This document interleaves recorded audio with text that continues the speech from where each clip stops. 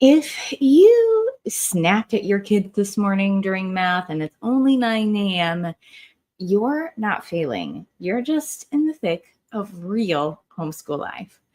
And if you've ever wanted to hide in the pantry for 5 minutes of peace, you are certainly not alone. So let's talk about what it really feels like to homeschool a big family. These, messy mornings, mom guilt, and those tiny wins that keep us going. Today, we're going to get real honest about the overwhelm, grace, and how God meets us right in the chaos. Now, we're going to dive in to why overwhelm does not mean you're failing, how to build rhythms that work for big families, and the daily reset that helps me survive the wildest of days. So I want you to bring your hardest questions to me in the comments and real life wins. This is a safe space for honest Q&A and encouragement. So welcome to Coffee and Calm with Amanda, where we have real talk for homeschool moms craving coffee, peace, and permission to break the rules. I'm Amanda, second-generation homeschool mom to 4 boys, mental health practitioner, and executive functions expert. I know what it's like to feel like you're drowning in curriculum chaos and laundry piles. You can't see it, but right behind me, there are piles of laundry. We have just returned from camping yesterday. And I am starting today, this week for many, many weeks, a new series called If We're Being Honest. And these are inspired by real homeschool moms from my community. So if you're here for like I'm struggling with perfection, you might want to grab a coffee and stay anyways. And if you haven't listened to my podcast before, I'd love to hear from you in the comments. Just say hi and tell me how many kids you're homeschooling.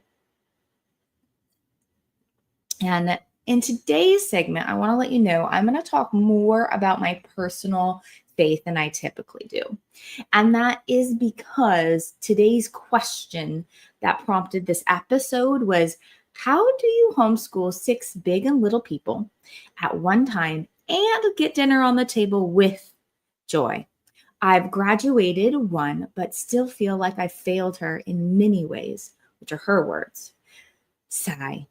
God has called me to be a big fam mom, so I know he's equipping me and I need daily reminders.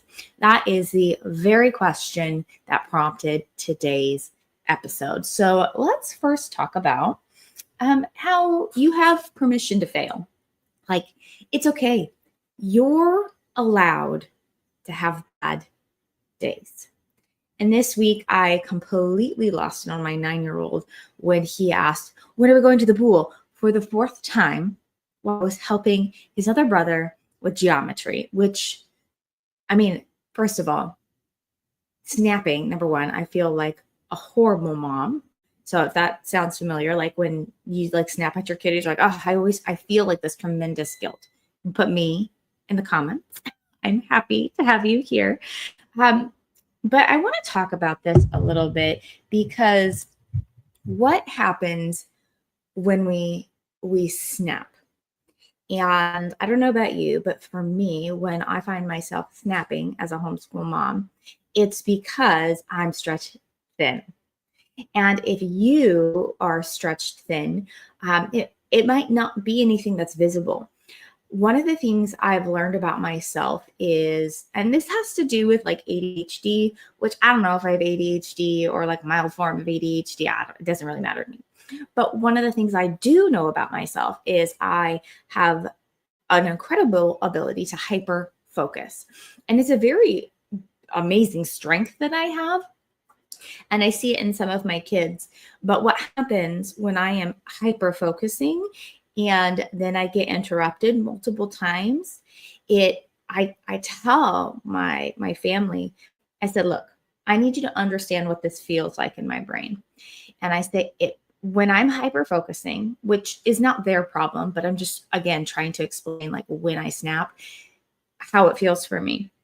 When I'm hyper focusing and you interrupt, and I get interrupted again, and I get interrupted again, it literally feels as disorienting as being hit in the head with a ball. It doesn't feel painful, but it feels as disorienting as being hit in the head with a ball.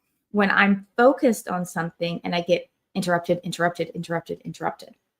And one of the things for me, I know that happens, let me know in the comments if this happens to you, is I have this thought loop thing. And I used to think, oh, this is just how everybody's brain works. But when you start talking to people about their thoughts and how their brain works, you realize, oh, we're not the same. And that's okay. But for me, if I'm in my hyper-focus mode, or almost at any point in time, if I don't complete the thought loop in my head, or I don't complete everything that I was trying to convey, like if I get interrupted and I'm trying to explain a concept, or trying to explain how I feel, or trying to explain something in sequence, if I can't complete that thought, and like this point doesn't touch back to this point, everything falls apart. I have to start over again.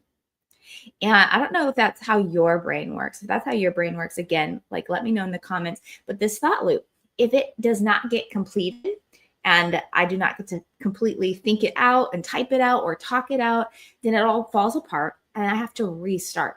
And that's very frustrating to me as a homeschool mom who gets interrupted again and again and again. I mean, my kiddos are wonderful, but they're also children. And they are hollering at me from another room, hey, Mom. So we've had to make a rule, like, you can't just holler at me. You have to like come look at my face and see what I'm doing before you ask for my attention. Obviously, if it's an emergency, that's different. But like, you need to come and check in with me as a human being, because I am not available on speed dial. Okay, so get your butt over here. And it's something that is so challenging for me. And as a homeschool mom of 4 boys, it's a lot. And so that's usually what happens when I snap, is I have too many kiddos wanting my attention at once. And one of them, maybe I'm giving my full attention to, and it's something like geometry, which I'm trying to spit it out, which requires all of my attention, mental and emotional bandwidth, because I don't love math. So like math is hard for me. Like the math itself might not be challenging, but just like the word, we put math on it. And I'm like, there's resistance. If you love math, let me know in the comments. Or if you're like, that's not my thing, let me know. I do come back, and for those of you who watch the replays, I look and reply to the comments. But the point is, if I am engaged in a task that requires a lot of my mental and emotional bandwidth, and then I'm interrupted, I snap, right? Especially when I feel like there's one particular child that I have who is very persistent, which is a wonderful characteristic to have. However, it gets to a point where it's not respectful, and I've already answered you, and you either weren't listening to my answer, or you didn't pause long enough to think, did I already ask Mom this? And that's not okay. So it's really challenging with one of my kiddos specifically. So you have permission to mess up. You have permission to be a human being. And I think one of the things about being a homeschool mom is we really begin to understand ourselves in a new way, because we're required to, because the level on which our energy and mental and emotional bandwidth is pulled on is next level. And it's okay that as a homeschool mom that you get depleted. What's important is that you recognize the signs when you're coming up to depletion, or recognize the signs of, oh, I get real snippy when this and this happens. Okay, how do I communicate this? How do I create a situation that facilitates me staying calm and helps my child? Is this a me thing that I need to work on? Which in my situation, yes, I do get to grow in patience in that. And also, is this a thing my child needs to grow in? Regarding this particular child, yes, he does need to grow in this. This will be a life skill for him. And so it's not just like if you were different, I wouldn't have this problem. Like, well, no, like I also need to work on me too. So it's okay to fail. It's okay to be in process. And we're figuring these things out at a level that many of us have never been required to before. And it's okay to fail in the process. So I'm going to jump back to my notes because one of the things I want to share with you today is about this daily reset, this thing that really helps me. But before I get there, I want to like wrap up this part about like you being overwhelmed, you snapping doesn't actually equal failure. It equals being human. Failure is when you stop trying, when you stop like making progress. You're just like, well, it is what it is. And there's nothing I can do about it. Like failure, when I think about failure, it's when I become the victim and I stop taking my power. Like I give my power away to circumstance. And like just it is what it is. But when I'm applying myself or helping my child grow, even if it's teeny tiny bits, or I'm just trying and they're not growing, that's still not failure. That's just being a human being where you're figuring it out. It's okay to be in progress. It's okay to fail at doing something as long as we pick ourselves back up like big girls and try again or make a better plan. Like, and I'm thinking about bringing this full circle with our faith. This is something when we fail and like, don't get it right. It's the perfect opportunity to take something to prayer and to God in prayer. In 2 Corinthians 12:9, it says, my grace is sufficient for you. My power is made perfect in your weakness. It's okay to need help. And that's like part of the homeschool mom journey as far as like faith, believing in God. Man, I wouldn't be able to do any of this without Jesus. Like, I mean this straight up. I would be dead without Jesus. Long before, like, none of these children would exist. None of my kids would exist. I like would be dead without Jesus. And so it's okay to struggle. It's okay to need God. It's the best thing. You don't even like need to wait till you're struggling. You're like, just go to God first. Sorry, I turned this light back on. Just go to God first, right? Like God is glorified when you take your problems to him. Right? It just brings him glory when you say, I need you. And that's like one of the best things we can say. And his grace is sufficient. So I just want to encourage you with that verse today. So let's go ahead and get into this reset that really, really helps me. And if you're a Disney fan, you know I am, this is going to resonate with you even more. Now, when chaos hits, because it will, I have a 30-second reset strategy that saves my sanity. But I want to get real for a second because this isn't just like some kind of mom hack. Now, if you've seen Frozen 2, because let's be honest, who hasn't seen Frozen 2? Like get on that and watch it now. There is a moment when Anna sings a song called The Next Right Thing. And this is towards the end of the movie when everything has fallen apart. She's literally in a cave with no foreseeable way out. Elsa is dead, and Olaf passes away in her arms. And Anna has no idea what the future holds. Like, pause. This is really deep for a children's movie. Like, her sister just froze to death, and one of her closest friends like dies in her arms. Oh. So Anna is grieving. She's overwhelmed. She's also like in the dark of a cave. And in this extremely difficult scene, she sings the song, The Next Right Thing. And it is honestly deeply sad song.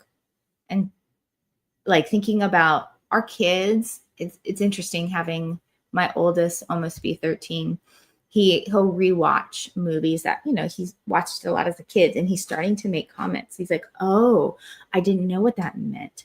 Oh, I didn't get that before. Oh, wow, that's really deep. So a lot of these things kind of pass over our kids' understanding. But for us, they're deeply meaningful. And so Anna chooses to take just one step forward. Just do the next right thing. If you've seen this song, you should. I'll make sure I link to it in the comments. How about that? I'll link to it in the comments if you haven't listened to it recently. I feel like there's so much in it that as homeschool moms, we can just relate to. And even though it feels overwhelming for her and she feels deeply burdened, she's just doing the next right thing. And that's all she can do in the heaviness of the moment, one small step at a time. And those individual steps are what end up to leading her to save Arendelle and bringing back the ones she loved. And I think as homeschool moms, as people, we underestimate the power of small choices. Showing up when we'd rather shrink away and just putting one foot in front of the other.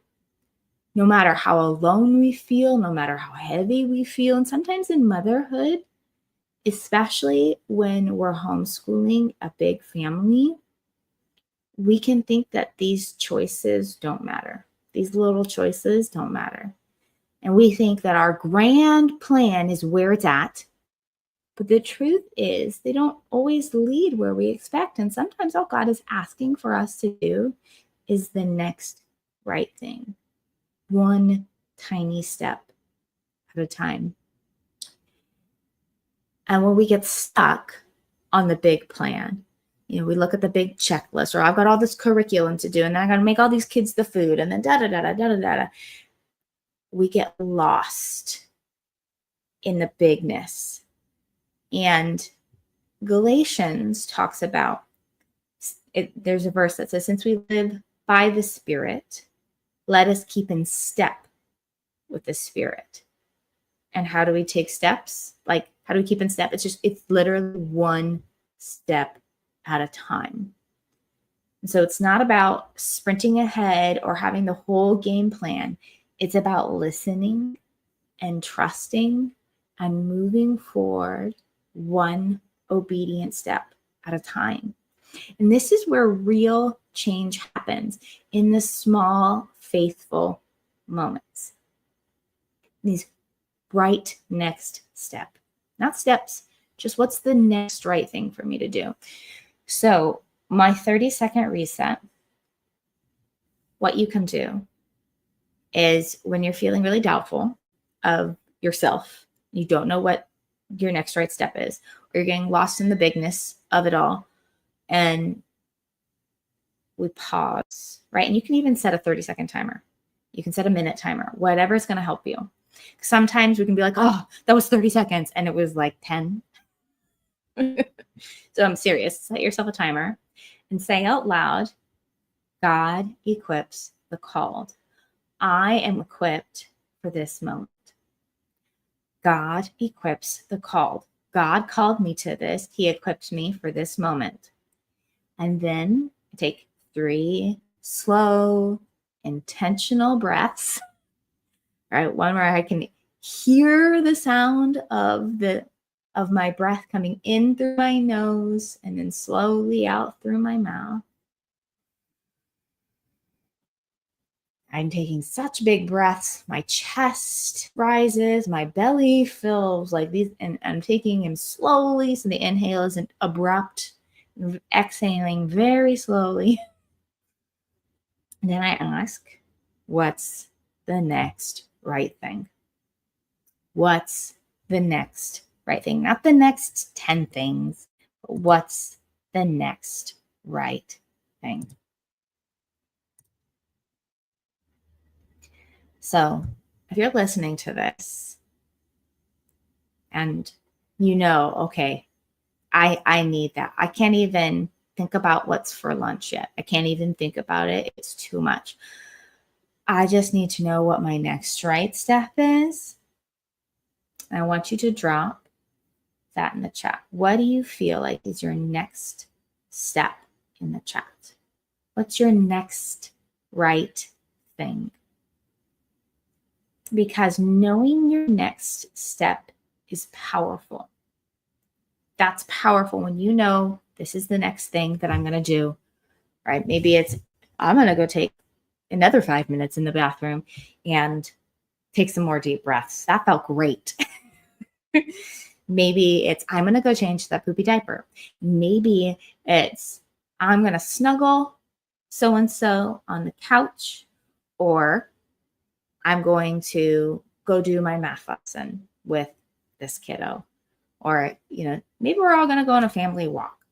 Whatever it is, sometimes that just that right next thing is going to powerfully change your day. Okay. So I want you to start there if you're feeling overwhelmed by all the things you need to do in the day. Because yes, there are priorities, there are things that must happen, things that need to happen. However, thinking about trying to get all those things done, you can get stuck in the state of being overwhelmed. But when you have one next right thing to do, then you can do that next right thing and then start gaining some momentum. And once you have some momentum in place, we can start talking about priorities. But sometimes we just need to know what the next right thing is and not worry about the priorities of like, oh, I got to get that bill paid. Okay, well, I understand. And I'm also thinking, I'm like, oh, I've got bills to pay. We just got back from camping. But I want you to slow down and just think about the next right step. Okay. Now, for those of us who have big families, I also want to talk a little bit about rhythms that actually support a big family. So I've got a few ideas for you as we talk about some simple rhythms for big families. And I don't want you to think about perfect schedules. Just forget about them. It's not going to work. You got too many loose cannons with a big family. Like, we're going to talk about rhythms that bend without breaking. Now, one of the things that's worked well in our house, now I do advocate for having separate curriculum for math for all of your kids, and potentially language arts up until a point. Because if your kiddo isn't a strong reader yet, like, they need their own curriculum that helps them learn how to read. That is a key step towards independence. So I do recommend having a language arts and a math curriculum for each of your children to really meet them where they're at. Now, my 3 oldest will be doing the same language arts curriculum this year. I did the same language arts curriculum for my 2 oldest last year, and it went well. They're at a point where I am better able to adapt a topic to their needs for writing and reading and speaking. So, but they had to arrive at the confidence level for reading, a certain confidence level for reading. So sometimes you have a reading curriculum for a kiddo, and then everything else can be a multi-aged learning experience. So instead of having like a separate science or a separate social studies and a separate language arts for each kiddo, you could try themed weeks or themed months. You could even do themed years. Now, let me give you an example. We live in Oregon, so we have so many amazing things about what it was like to be a pioneer. Golly, that my lighting is not great on my glasses, guys. I'm sorry. I worked really hard to get that nicer, but it is what it is. I apologize. That's why this is more of a podcast. So we live in Oregon, and we have so many great pioneer things around our house. So for a week or a month or even a year, we could pick Pioneer Life. And this could be, one day my 5-year-old, he's drawing covered wagons, right? He's, coloring in covered wagons. My 10-year-old has also built a covered wagon. And my, 12-year-old, he could research the Oregon Trail. And if we wanted to have a fun day, we could play the Oregon Trail game. There are now Oregon Trail, there are like these adventure books, choose your own adventure books. Oh my goodness. They are so cool. I think I talk about them in my books for books boys love. I think I talk about them. But they're amazing.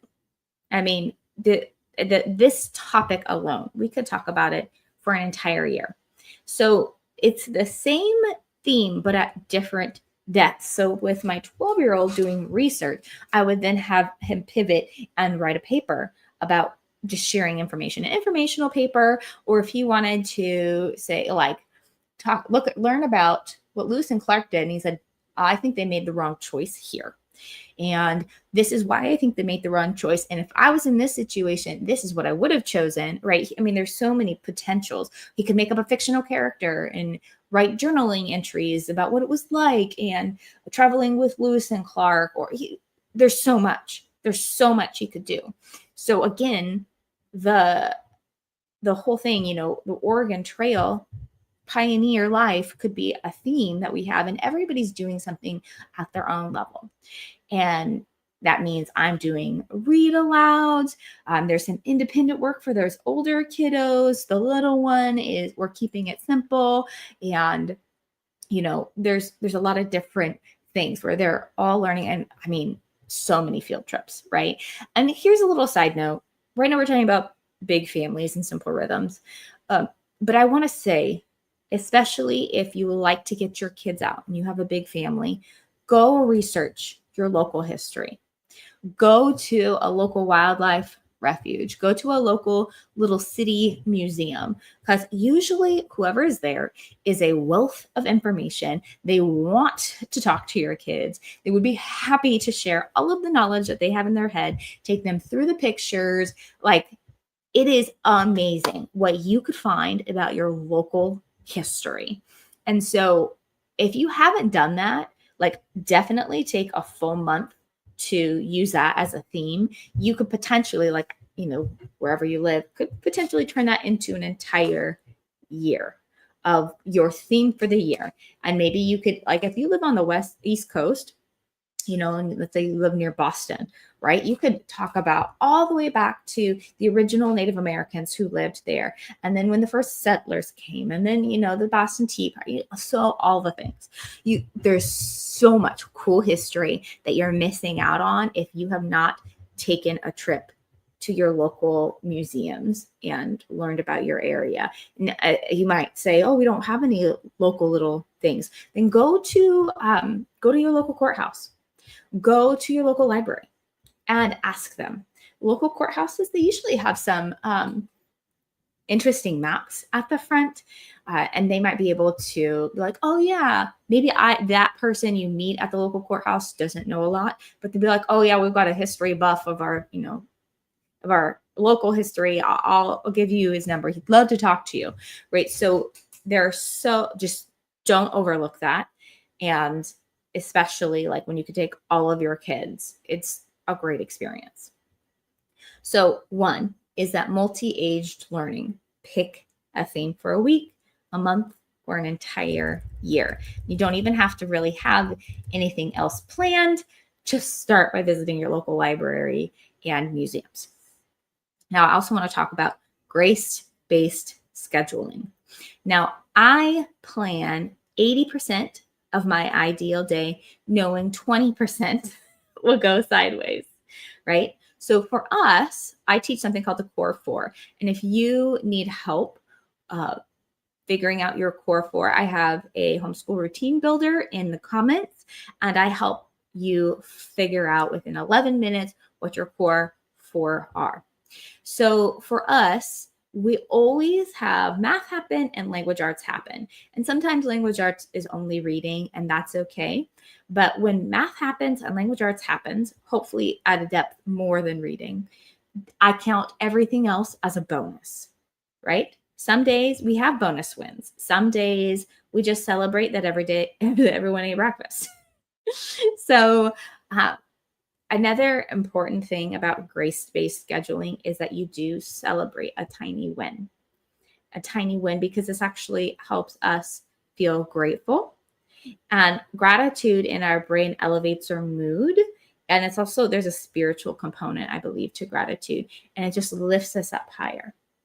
So I want to encourage you, if you had a tiny win this week, drop it in the comments for me. I want to celebrate that with you, even if it was like, man, everybody took a bath this week. Yes.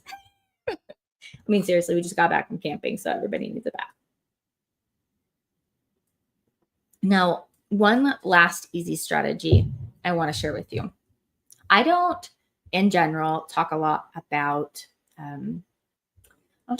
meals and meal planning, that sort of stuff. That's just we eat gluten-free, dairy-free, and kosher, but then on the gluten and the dairy, sometimes we make exceptions, but also then when we're not feeling well, we don't make exceptions, and it's just like complicated. And so I never want to be like, follow me for gluten-free recipes, because sometimes we eat sourdough from the grocery store. So I don't talk about this stuff in general, but I wanted to throw this out there because this is really helpful for us, and it's not based on any certain recipe. But we do have certain days equal certain foods. Okay. So on Mondays, because that's usually my long work day, my kids have slugs for lunch. And slugs are, oh my gosh, they're just pot stickers. My kids, I get pot stickers from Costco. They have gluten in them, chicken pot stickers. So yes, I do make exceptions, but that's what they have for lunch on Mondays, because it's easy for me, because I usually have a class that I'm teaching in the afternoon, or I've got a client to meet with. So I need an easy, quick lunch. So they have slugs. They call them slugs because it kind of look like slugs, on Mondays for lunch. And then Wednesdays in general, we get something from the food court for dinner. It's just midweek. We go to jujitsu almost every night. Like, I work out, and it's hard to, okay, now we got to come home, put dinner on the plate. Okay, everybody, let's eat. Let's like wind down. Let's get ready for bed. Having somebody else make dinner once a week is helpful. So we get Costco food court, which again, there is nothing gluten-free at the Costco food court. So there's another exception. But that's usually what we do on Wednesday evenings. And then Saturday mornings, we call it the pancake day. And my husband makes pancakes every Saturday morning as long as we're home. And like, that's how my toddler, my 5-year-old, tells time. He's like, is tomorrow a pancake day? No, buddy. How many days until a pancake day? Right? They are rhythms. Our kids understand rhythms. And sometimes they have to, like, they know it so well, they remind me. I'm like, oh yeah, it is Monday. Why am I trying to do this? Let me get you some slugs. So the key here is I'm not deciding what's for dinner every single day, like before I take the kids to jujitsu. Usually by the end of the day, I'm kind of depleted, and trying to come up with something at that point of the day is really challenging. So I have quite a bit of our meals pre-planned, super repeatable and simple. And so almost like every night that we go to jujitsu, it's either rice or noodles when we come home. There's some kind of meat and vegetable I have with them as well. So I got rice or noodles. I got that staple. It's there. I always have it at home. I just like, maybe it's Costco chicken. Maybe it's, oh my gosh, I just got this coconut curry stuff from Costco. So good. Maybe it's that. Maybe it's ground turkey. Maybe it's ground beef. Like, I don't know. It's going to be one of those really simple things. And then, like, okay, if we're going to have it, that we'll usually eat through the rice, because rice is not very good on the next day, nor noodles. But like, okay, I'll make enough meat so I don't have to make more meat tomorrow night, right? So it's repeatable. So those are just a few of the things that really, really help me, grace-based scheduling, easy meal strategy, and making sure that we just have that core two, And then considering everything else is like bonus, and the multi-age learning hack, right? Having themes for the week and letting everybody kind of take what they need from that and use it in a way that fits their understanding. Like 12-year-old does research and the 10-year-old builds a wagon, and then the 5-year-old is doing coloring of a wagon. You know, there's so many different things.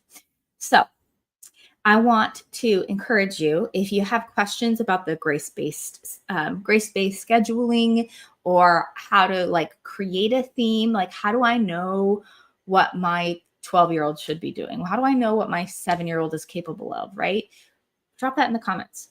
Or if you need help, like you're like, how do you remind yourself that God's got you, right?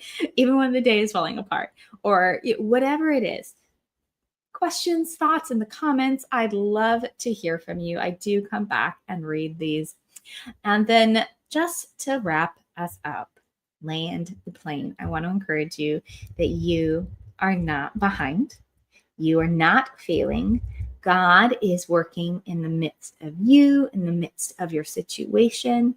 We only need to lean into his embrace. He's literally a prayer away, and he will help us. We just ask him, what is our next right step? I want to encourage you to always value progress over perfection, grace over guilt, and joy over self-judgment. Your kids don't need a perfect homeschool mom. They need an available homeschool mom. They need you showing up with love and coffee breath. So next week in our new If We're Being Honest series, we're going to talk about the question, am I doing enough? Am I doing enough? So if you have questions around, am I doing enough? Drop them in the comments. I will bring them into what I talk about, because we don't care about perfection here. We're going to take off some pressure and really apply grace in a hearty way. So thank you so much for joining me. And if you, again, need help with creating a homeschool routine, the Homeschool Routine Builder is free. And I'll like quick 11-minute video to help you figure out what your homeschool routine will be.